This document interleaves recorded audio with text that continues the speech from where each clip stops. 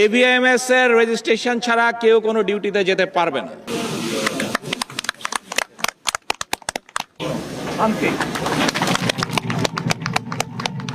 আসন্ন নির্বাচনে আমাদের যে ভিডিপি সদস্যরা, টিডিপি সদস্যরা যে দায়িত্ব দেশের মানুষের আস্থার জায়গায় যেটা রাখা হয়েছে, এভিএমএস এ যে রেজিস্ট্রেশন প্রক্রিয়া চলছে, সেই রেজিস্ট্রেশন প্রক্রিয়ায় সকলে আন্তরিকতার সাথে একনিষ্ঠভাবে সর্বোচ্চ প্রচেষ্টা চালিয়ে সকলকে অন্তর্ভুক্ত করতে হবে। এভিএমএস এর রেজিস্ট্রেশন ছাড়া কেউ কোনো ডিউটিতে যেতে পারবে না। সো সেইভাবে যেন আমরা সর্বোচ্চ প্রচেষ্টা চালাই। আমাদের যারা পুরাতন সদস্য আছে, আমাদের যারা ইভেন রিটায়ার্ড করেছে, তাদেরকেও আমরা আহ্বান করেছি, তাদের যাদের এনার্জি আছে they will be included in our এই ভোটিং সিস্টেম, যাতে কিনা তাদের অভিজ্ঞতাকেও আমরা এই নির্বাচনে কাজে লাগাতে পারি। তো সেইভাবে আমরা ইনশাল্লাহ আশা করি জনগণের আকাঙ্ক্ষা এবং রাষ্ট্রের আকাঙ্ক্ষার এই জায়গায় আমাদের আনসার বিডিপি সদস্যরা আশা করি ইনশাল্লাহ আবারও আস্থার সাক্ষ্য রাখবে।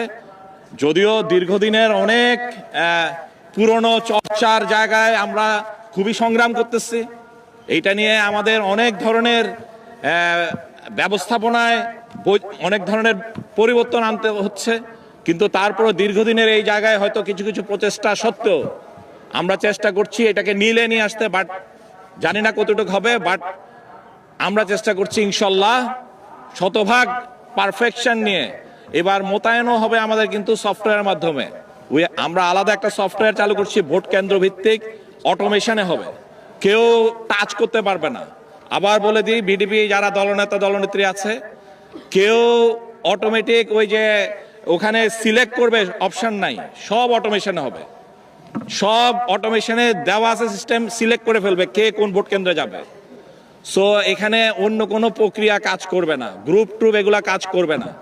অনেক আমি সাংবাদিক ভাইদেরকেও বলতে চাই, যারা স্থানীয় পর্যায়ে সাংবাদিক আছেন, তারা যেন এটা মাথায় রাখেন যে আগের ওই প্রক্রিয়ায় যে আমার 10টা লোককে নাও, এই ধরনের কাজ হচ্ছে না, কারণ সিস্টেম তাদেরকে এটা অ্যালাউ করবে না।